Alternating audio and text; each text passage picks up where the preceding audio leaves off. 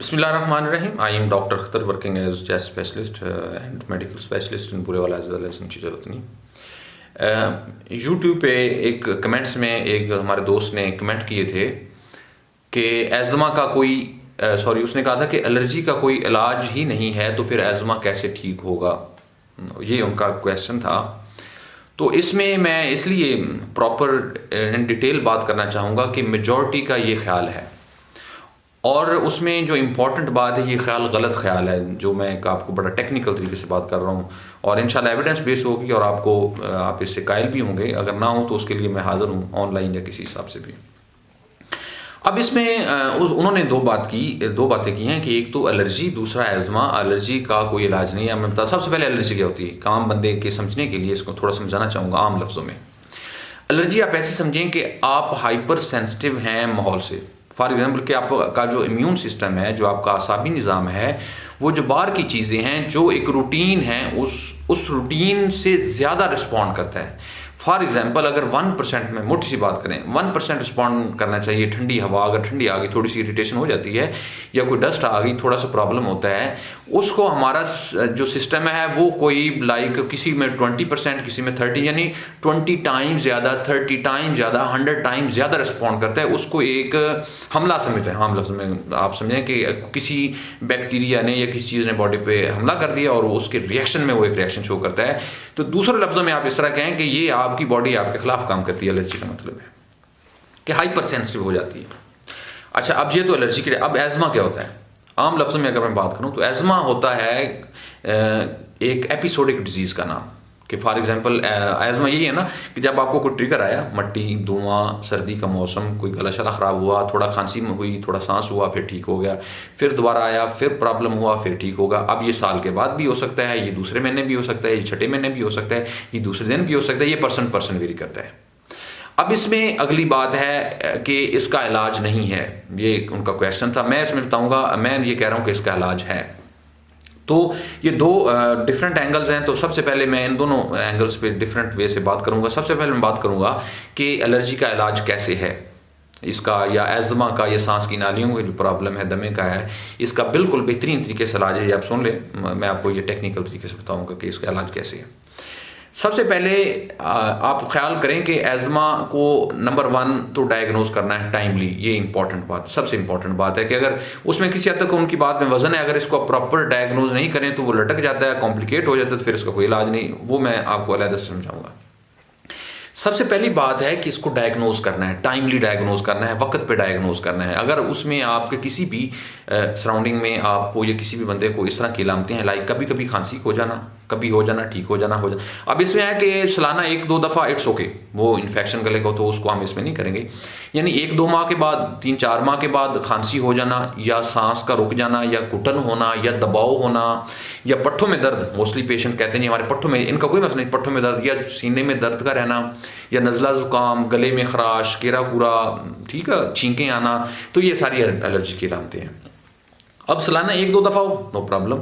अगर आपको बार बार हो रहा है, यानी हुआ, ठीक हो गया, 15-20 दिन के बाद, महीने बाद दोबारा फिर हो गया, 2 महीने बाद फिर हो गया, फिर ठीक हो गया, या आपको कोई ना कोई मेडिसिन लेनी पड़ी, तो इसका मतलब आपको एलर्जी है। पहले तो आप ये बात समझ लें। नंबर 2, आपने टाइमली इसको डायग्नोज। अब डायग्नोज करने का तरीका होता है थ्रू स्पायरोमीट्री या लंग फंक्शन टेस्ट। ये पूरी दुनिया में एक ही टेस्ट होता है इसको डायग्नोज करने के लिए भी, एस्मा को, और उसको फर्दर मॉनिटर करने के लिए। हम करते क्या है कि पेशेंट जब आएगा इनिशियल स्टेज में, हम फर्स्ट लेवल पे देखेंगे कि उसका वो कितनी, ये होती है सांस की नालियों के अंदर सोजिश। तो वो सोजिश कितनी है उसको हम डॉक्यूमेंट कर लेंगे उस टेस्ट के जरिए। उसके बाद उसकी ट्रीटमेंट शुरू करेंगे। इसकी टेक्निक, इसकी जो ट्रीटमेंट है वो थ्रू इनहेलर्स होती है पूरी दुनिया में, और ये इनहेलर 15-20 किस्म के होते हैं।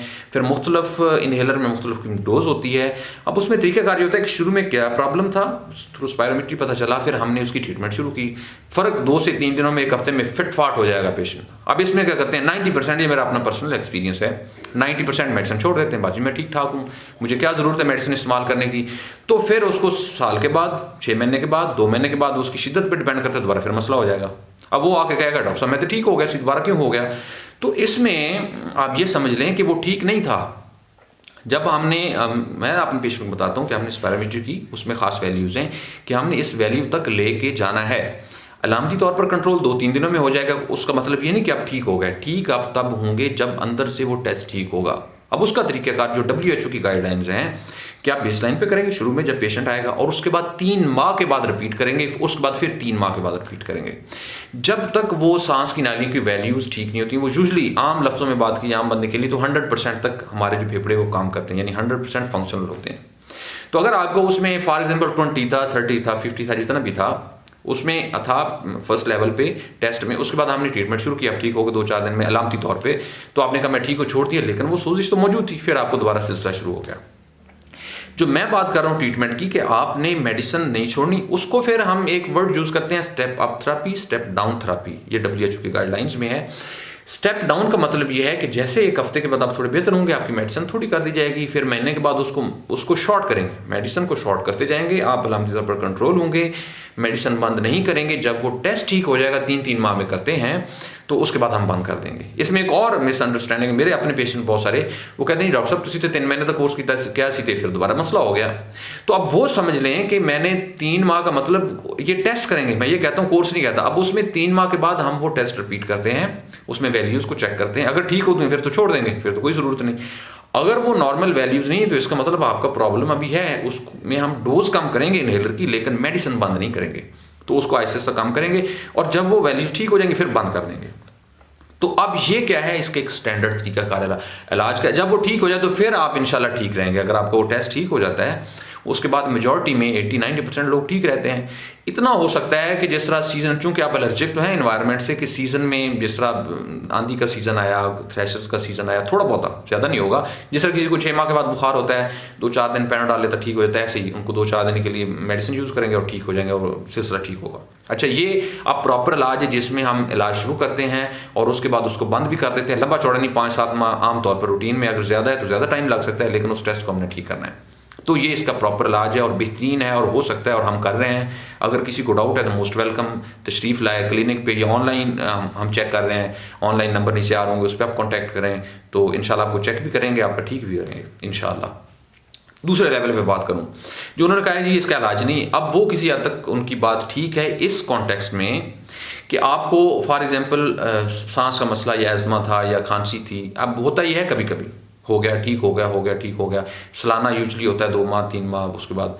अब इसमें हमारा मेजॉरिटी जो लोग समझते हैं जी कभी कभी होता है, इसमें क्या इलाज की ज़रूरत है, वो सिरप ले लेते हैं मेडिकल स्टोर से, गोली ले लेते हैं, कोई टीका डेक्सा का लगवा लेते हैं, वो ठीक हो जाते हैं। फिर अब उसमें होता क्या मतलब फ़ायदा ये होता है कि आपका अलामती तौर पर कंट्रोल हो गया, नुकसान ये हो रहा है कि डिजीज़ इन प्रोग्रेस है, आपकी जो बीमारी है वो आहिस्ता आहिस्ता आहिस्ता बढ़ रही है।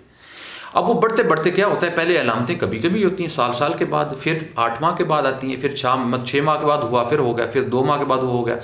तो इस तरह डिजीज़ कॉम्प्लिकेट होती है। कैसे कॉम्प्लिकेट होती है वो मैं आम लफ्ज़ों में बताऊंगा कि हमारी सांस की नालियाँ होती हैं एक, आप पाइप की तरह की आप बात करें, जिस तरह एक आप लगा लें पानी का पाइप है, फ्लेक्सिबल है, आप इब्तदाई स्टेज में अगर मसला है तो वो वापस आ जाता है, आप ठीक हो जाते हैं। जब वो बार बार इन्फेक्शन होकर ठीक होता है, बार वो ठीक होता है, इसकी मैं मोटी सी एग्जांपल दूंगा। जिस तरह किसी को अगर चोट लगे तो उसके अंदर आपने नोट किया ब्लीडिंग होती है और उसके ऊपर एक स्कार बन जाता है। आप फर्ज करें दोबारा फिर वहीं चोट लग गई तो स्कार और मोटा हो जाएगा, तीसरी दफ़ा मोटा, तो बिल्कुल एक मेटल की तरह, एक लोहे की तरह, एक लकड़ी की तरह सख्त हो जाएगा। तो इसमें हम टेक्निकल वर्ड बोलते हैं रीमॉडलिंग ऑफ द एयरवेज, यानी जो सांस की नालियाँ हैं वो रीमॉडल होके अपना मॉडल चेंज करके यानी उस फ्लेक्सिबल से सख्त में आ जाती हैं। अब ये डिजीज़ होती है COPD, क्रोनिक ऑब्स्ट्रक्टिव। अब ये जो उन्होंने बात की है, ये अब मुश्किल सांस का मसला शुरू हो गया और इसमें आप टाइम पास है, जो भी मेडिसिन आप लें। अब इस लेवल पे अगर उसकी ऑक्सीजन ड्रॉप कर रही है तो इस लेवल पे इलाज, अब इनहेलर नहीं। अब इसमें उन लोगों का क्वेश्चन का भी जवाब जो कहते हैं सारी उम्र पंप लग जाता है डॉक्टर साहब। अब ये वो लोग हैं जिनको सारी उम्र पंप लग जाते हैं क्योंकि उन्होंने अपनी डिजीज़ को कॉम्प्लिकेट कर लिया है, पेचीदा कर लिया है। तो अगर उन्होंने प्रॉपर पहले ट्रीट किया होता तो सवाल ही नहीं पैदा होता। फिर भी अब इसमें क्या करना है, ये अब आहिस्ता आहिस्ता वापस आएगी, इसमें ऑक्सीजन की ज़रूरत होती है। अब इससे अगली स्टेज आती है बहुत सारे लोगों में, अगर इसको भी नहीं वो लिफ्टाते जी, बस ठीक है बंदा चलता फिरता है, कदे कदे मसला होता है, थोड़ा मसला होता है, चलने फिरने से होता है, बैठे बैठाए नहीं होता, तो उसका डिजीज़ और प्रोग्रेस करती है। फिर हर टाइम सांस का मसला होता है, फिर डॉक्टर के पास जाते हैं, डॉक्टर साहब बंदा नहीं ठीक हो रहा। तो अब उस लेवल पे पेशेंट पहुंच चुका होता है जिसमें लंग ट्रांसप्लांट की ज़रूरत है, यानी आपके लंग्स इतने डैमेज हो चुके हैं, इतना आप नुकसान उनका हो चुका है। अब इसमें सिगरेट वाले भी शामिल हैं, एलर्जी वाले, दोनों कैटेगरीज हैं, सिगरेट वाले ज़्यादा अफेक्टेड होते हैं। अब ये वो स्टेज है जिसमें आपके लंग्स टोटल डैमेज हो चुके हैं और इनका आप कुछ नहीं कर सकते। अब इसमें लंग ट्रांसप्लांट हल है या इसमें ऑक्सीजन फ़ायदा दे सकती। मोटी सी अगर आम एक लेमैन के लिए मैं अगर एग्जांपल दूं, वो इस तरह है कि अगर मट्टी इब्तदाई स्टेज में जब आप उसको बनाते हैं, गूंथते हैं, तो उससे आप गिलास बना लें, घड़ा बना लें, कुछ बना लें, वो आराम से हर शक्ल में मॉडिफाई हो जाती है, चेंज हो जाती है। ये ऐसे ही है जैसे शुरू में सांस की नाली होती है, हर हालत में आप उनको ठीक कर लेते हैं। अगर आप प्रॉपर मेडिसिन नहीं लेते, चेस्ट का डॉक्टर को नहीं दिखाते, अपने तौर पर मेडिकल स्टोर से या क्वैक से टीका शीका टाइम पास पे लगे रहते हैं, तो फिर ऐसे ही समझिए जिस तरह मट्टी अगर गूंथे वो होती है नरम, उसके बाद वो सख्त हो जाती है। जब वो सख्त हो जाए, पत्थर की तरह हो जाती है, आप उसका कुछ नहीं बिगाड़ सकते। ऐसी सांस की नाली जब एक लिमिट क्रॉस करके उस लेवल तक आ जाती हैं, तो फिर उन पर किसी मेडिसिन का कोई असर नहीं होता। फिर आप ये नहीं कह सकते कि डॉक्टर साहब मुझे फ़र्क नहीं हो रहा। हाँ, फिर टाइम पास है, वक्ती आपका कंट्रोल हो सकता है, प्रॉपर नहीं। तो अब इसमें अगर मैं ब्रीफली बात करूं आखिर में, ये सारी जो मैंने बात की इसमें ये है कि नंबर 1 जो सांस की नालियां हैं, जो एलर्जी है, नज़ला ज़ुकाम है, कीड़ा है, इसका नंबर 100% इसका इलाज है, नंबर 1। नंबर 2, इसमें इसका एक प्रोटोकॉल है। प्रोटोकॉल ये है कि जो मैंने बात की, इसको पहले डॉक्यूमेंट करेंगे, ट्रीट करेंगे, डॉक्यूमेंट करेंगे, ट्रीट करेंगे। जब वो नॉर्मल हो जाएगा, छोड़ देंगे, दरमियान में आप मिस नहीं करेंगे, तो ये इसका प्रॉपर इलाज है। नंबर 3, अगर आप इसको फॉलो नहीं करते, जब ठीक हो गया छोड़ दिया, फिर हो गया, वो टाइम पास है, अब वो आपका कॉम्प्लिकेट हो सकता है पॉसिबिलिटी। तीसरी चौथी कैटेगरी लोगों की है जो इलाज नहीं करते, अपने तौर पे कर रहे हैं, वो तो फिर इस लेवल पे पहुंच जाते हैं, तो फिर उनका ये टाइम पास है। तो इसमें आपने इस वीडियो के हिसाब से स्टडी में आपने ये बताना है कि आपको या आपके दोस्तों को या आपके रिश्तेदारों में किन लोगों को इस तरह अस्थमा जो है वो कॉम्प्लिकेट हुआ है, सांस का मसला कॉम्प्लिकेट हुआ है और हर टाइम वो सांस के साथ रहते हैं। दूसरा आपने ये बताना है कि कितने अरसे से उन्होंने इलाज शुरू किया, मतलब बहुत सारे लोग शुरू में करते हैं, कुछ बाद में। तो ये 2 चीज़ें आपने बतानी है ताकि थोड़ा परसेंटेज में पता चल सके कि हमारे मुल्क में कितने लोग इससे अफेक्टेड हैं, जिनको प्रॉपर्ली हम ट्रीट करते तो उनका फ़ायदा हो सकता था। अगर आपको इसके अलावा कोई क्वेश्चन करना हो, मोस्ट वेलकम, नीचे कमेंट्स में आप पूछिए। मेडिसिन से रिलेटेड, पल्मोनोलॉजी से रिलेटेड मेरी कोशिश होगी कि वीडियो की शक्ल में आपको रिप्लाई किया जाए ताकि आपका इसमें बेहतरी हो सके। इसके अलावा बहुत सारे पेशेंट जो कॉन्टैक्ट उसमें पूछते हैं फ़ोन नंबर, तो उनके लिए ये है कि आप नीचे नंबर्स आ रहे हैं, ऑनलाइन हम चेकअप करते हैं, तो आप उन पे कांटेक्ट करके ऑनलाइन के लिए टाइम ले सकते हैं, उसके ज़रिए भी चेक किया जा सकता है। या अगर आपके नियर बाई पल्मोनोलॉजिस्ट है तो आप उसको दिखाएं अपने मसले के लिए। अल्लाह ताला आपका और आपके घर वालों का आमीन नासिर हो। अल्लाह हाफ़िज़।